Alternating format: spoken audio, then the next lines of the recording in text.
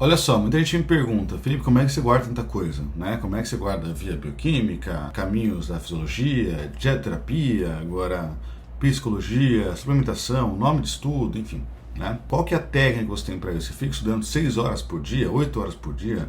Passa o dia com o cara nos livros? A resposta é não. A resposta é que eu tenho algumas técnicas específicas que facilitam para eu guardar informações. Tá? E é isso que eu vou explicar para vocês nesse videozinho. Algumas vão ser bem óbvias, então vocês já sabem disso, mas vocês não aplicam. Então, quando terminar esse vídeo, vocês vão começar a aplicar. E eu garanto para vocês que na primeira semana, fazendo tudo isso, vocês vão ver diferença. Na primeira semana, seguindo o que eu tô falando aqui, vocês vão ver diferença. Então, primeira coisa, vamos lá. É importante você entender qual o horário do dia é o melhor para você estudar. Se você deixa para fazer no final do dia, talvez seja muito cansado, pelo menos cognitivamente. Então talvez não seja tão interessante assim. Mais do que isso, você pode ficar ansioso porque não estudou o dia inteiro, né? Passa o dia inteiro ali pensando, pô, ainda não consigo estudar, não deu certo ainda. Não consegui parar para fazer minhas tarefas, né? Ainda tenho que estudar depois. Isso pode trazer um grau de ansiedade que, na verdade, vai te deixar ainda mais cansado, pelo menos de uma maneira cognitiva, ao final do dia, quando você programa para estudar. Então, deixa num horário que é um horário fixo para isso, tá? Deixa num horário fixo para você estudar e tem que ser um horário que você esteja bem cognitivamente. Ou seja, de manhã eu acordo, resolvo um monte de BO, empresa, paciente, BO da casa. Não é um bom horário. Depois do almoço, depois do almoço, né? É um horário que eu estou mais tranquilo, mais sossegado. Então, ok, vamos deixar depois do almoço. Não, na verdade, eu não tenho tempo nenhum para estudar. E aí vamos olhar melhor a tua agenda, vamos olhar melhor a tua rotina, né? De repente, dormir mais cedo e acordar que seja 30 minutos mais cedo para estudar, para quem não estuda nada hoje, mal estuda, faz diferença, tá? Então, o horário que tem para estudar é muito importante. Não deixa para a última hora do teu dia, mas também coloca no horário que você esteja cognitivamente mais cansado e deixa fixo. Igual você provavelmente já colocou horários fixos para terminar as tarefas. Eu tenho que treinar, esse vai ser meu horário de treino. Eu tenho que fazer tal tarefa, esse é meu horário de tal tarefa, tá? A gente não faz isso muitas vezes para descansar, ou quando vai ver uma série, né, relaxar, sair com os amigos, a gente deixa determinados dias, determinados horários. Aqui é a mesma coisa, é mais uma atividade, uma tarefa. A minha dica é de você deixar num horário que você esteja cognitivamente mais tranquilo, não necessariamente mais relaxado, mas pelo menos mais exposto, mais acordado, mais pronto ali para armazenar informação. Vocês devem conhecer a técnica Pomodoro, isso é só um exemplo, né? Que você foca 25 minutos, descansa um pouquinho, 15 minutos, depois 25, descansa 5. Isso é muito relativo, não só do nosso dia a dia, mas também do assunto que a gente está estudando. Então a dica é, use essa técnica, mas não seja muito preso ali a valores específicos. Tem que ficar 60 minutos estudando direto. Talvez não renda tão bem. Então, se é um assunto que você ainda não tem familiaridade, pega menos tempo. Lê ali 15, 20 minutinhos, coloca um 10 para relaxar, pensar sobre o assunto. E não precisa seguir exatamente. Você fala, não, eu vou estudar 1h30, fazendo ali 3 pausas de mais ou menos 10 a 15 minutos. Só os primeiros 30 minutos, você ia fazer uma pausa. Você fala, não, estou empolgado aqui, vamos, né? Enrolar um pouquinho essa pausa. Não tem problema, está estudando ainda. Não, mas passou meia hora e, tá puxado, vou no banheiro, vou dar uma relaxada, vou descansar 5 minutinhos, 10 minutinhos, perfeito, tá? O importante é, durante o período de estudo, também se mantenha sem distratores. Nada que vá tirar a tua atenção, que vá bloquear esse tempo que vocês programam para estudar. E, obviamente, que o tempo estudando tem que ser maior do que o tempo descansando, né? Então, vamos pensar que seja pelo menos o dobro, tá?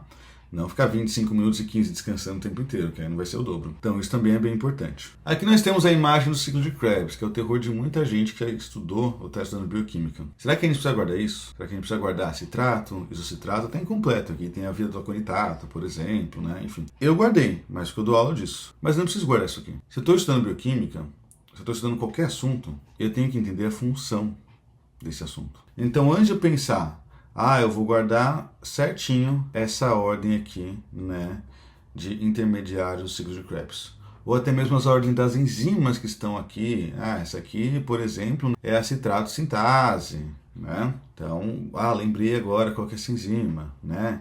Essa enzima aqui é uma deshidrogenase, né? Cada caminho aqui tem uma enzima, né? Eu mesmo não guardei, porque não precisa, tá?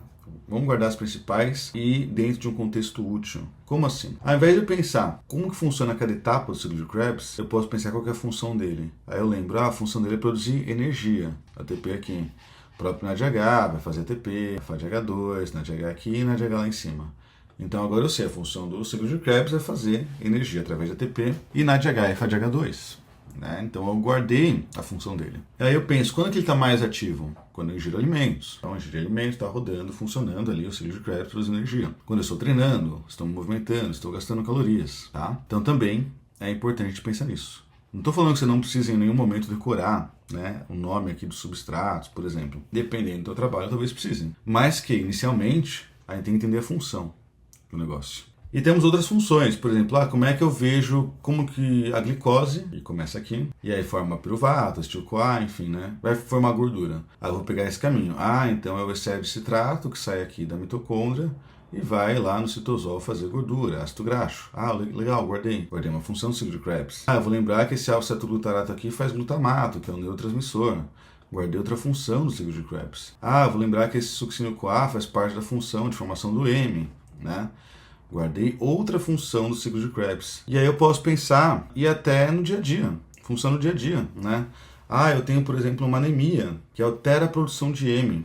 Uma anemia megaloblástica, que é deficiência de B12. Então, olha, eu estou vendo provavelmente uma deficiência aqui nessa via que levar ao succínio-CoA. Eu estou vendo uma dieta muito rica em calorias e muito rica em carboidratos, 30% de carboidrato. E o paciente consegue engordar. Então, provavelmente essa via que está muito estimulada, tá? Ou eu estou vendo o seguinte, uma dieta que é mais baixa em carboidrato. E aí, tem o ciclo de Krebs aqui. E esse ciclo de Krebs, ele sai para fazer o quê? Glicose, certo? Gliconeogênese. Então, olha os aminoácidos entrando aqui formando energia. E eu contextualizo porque é importante para mim. Então eu sei que quando eu tenho baixa glicose, o meu ciclo de Krebs ele roda para fazer também glicose, porque a glicose é muito importante no meu sangue para alimentar diversas células, como neurônios, hemácias, enfim. E para isso eu uso o glicerol que veio da gordura e aminoácidos que vêm ali, né, por exemplo, do meu músculo, de vários locais. Então eu estou guardando a função. Isso é só um exemplo, podem aplicar para diversas coisas ali que do dia a dia de vocês, tá? Mais um exemplo, contexto. É muito importante, né? Então, por exemplo, aqui eu tenho um contexto onde eu tenho alterações em exames de glicemia em jejum, teste de tolerância à glicose e hemoglobina glicada, né, que é um marcador aqui de vida da hemácia. E isso é importante. Na hora que eu estou estudando, por exemplo, o metabolismo de carboidratos, né, eu começo a entender por que essa glicemia desse meu paciente sai de 100 e fica aqui, em jejum, tá? Então tudo a gente tem que pensar em contexto, né? Em qual contexto essa informação é útil? Né? Em qual contexto, por exemplo, eu saber que a via bioquímica dos carboidratos, a questão de digestão deles, né, vai ser alterada e vai ser útil essa informação. Por exemplo, vocês estão estudando ali metabolismo e digestão dos carboidratos. Vocês vão se perguntar, qual que é o contexto onde isso aqui vai estar problemático? Qual que é o contexto onde isso aqui eu vou ver no meu dia a dia? Esse fica mais fácil a gente guardar. Vocês estão estudando metabolismo lipídico, estão estudando a síntese de gordura. Será que em algum contexto isso tem diferença, sei lá, no paciente com obesidade? Então, será que no paciente com obesidade a gestão de gordura vai mais facilmente para esse adiposo? Então, sempre pensem nisso. Em um contexto que determinada informação é importante para o teu dia a dia. Então, estou estudando matemática. Em qual contexto isso daqui vai ser legal? Não, porque eu sou contador e determinada ali fórmula vai ser importante isso aqui. Então vou guardar. Eu estou estudando neurociência. Em qual contexto que isso aqui vai ser importante? Não sei lá, como que nossas memórias são formadas. Vai ser importante porque eu aprendendo isso daqui, como é que nossas memórias são formadas, né? Eu vou entender melhor algumas doenças neurodegenerativas onde há esquecimento, um Alzheimer. Então aqui eu junto tudo. O que acontece no Alzheimer que atrapalha a formação de memória? O que acontece no Parkinson, quando eu estou estudando neurociência, que atrapalha a função locomotora? Então, quando vocês pegam contexto de saúde e de doença, fica mais fácil a gente entender, por exemplo, né, pelo menos quando a gente fala da área da saúde, como que há discrepâncias no metabolismo e guardar essas discrepâncias. Porque fica mais prático, né? Fica mais entendível ali, através de exemplos que a gente pode até ver no dia a dia. Penúltima dica. E provavelmente a mais importante, ou uma das mais importantes, a agenda. Não importa se você vai ter uma agenda física, você vai ter uma agenda ali num calendário na geladeira, vai usar um tablet, vai ser um planner, vai ser um Google Agenda, tem que ser aquilo que funciona para você. Mas tem que ter agenda, tem que ter isso planejado. Ainda mais se você é uma pessoa ansiosa que se coloca um monte de tarefa e depois termina o dia com a sensação de que não realizou nada. Tenha uma agenda. Não só para estudos, mas para tudo. E coloque nessa agenda momentos para tu descansar, para tu relaxar, para você entender que a vida não é só ficar produzindo. Então faça isso, tá? Tenha uma agenda e coloque nessa agenda o horário de estudo mas não apenas seu horário de estudo. Outras tarefas importantes do seu dia a dia, porque não adianta nada você estar estudando com a cabeça lá na frente pensando, será que vai dar tempo de fazer tal coisa?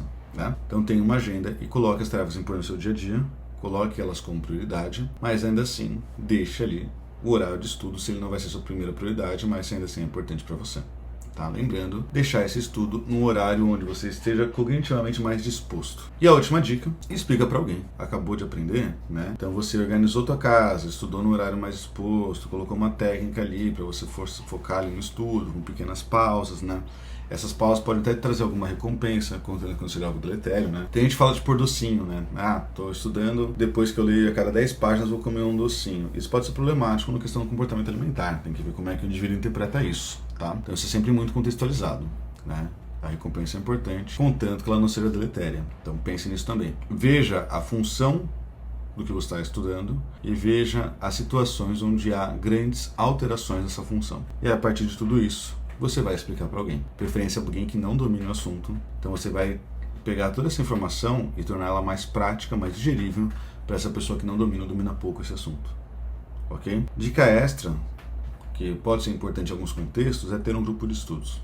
Né? Isso é bem importante em alguns contextos, né? Quando esse estudo é direcionado para determinados assuntos. Tá? Então é sempre o estudo mais direcionado para determinado assunto. É legal ter esse grupo de estudos. Tá? Finalizando então, gente, resumão, né, de tudo que eu falei até aqui. Organize sua casa, tenha uma agenda, pensa qual que é o horário melhor, qual que é a função prática disso que você está estudando e quais são os contextos que você vê melhor.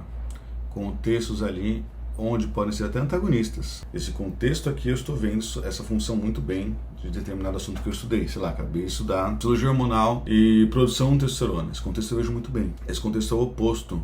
Não acontece essa via. Sei lá, é um indivíduo hipogonático, um indivíduo usando ali hormônios, né? Enfim, que sejam. Então é importante isso também. E por fim, passe a limpo e explique para alguém, tá? Terminou de ver esse vídeo, já vai atrás. Não se enrola, tá? Não passa pro próximo vídeo e fala, pô, beleza, aprendi, amanhã eu aplico. Já deixa tudo pronto para aplicar amanhã, hoje mesmo. Depois tu passa pro próximo vídeo, tá? Não tu vai se enrolar e vai falar, não, disso tudo eu já sei. Talvez boa parte tu já saiba mesmo, mas não aplicou por quê? Então começa a aplicar, beleza? Então é isso. Espero que esse vídeo tenha sido útil e deem feedback aí para mim nos comentários. Curtam e compartilhem ali com quem você acha que é interessante receber essas informações.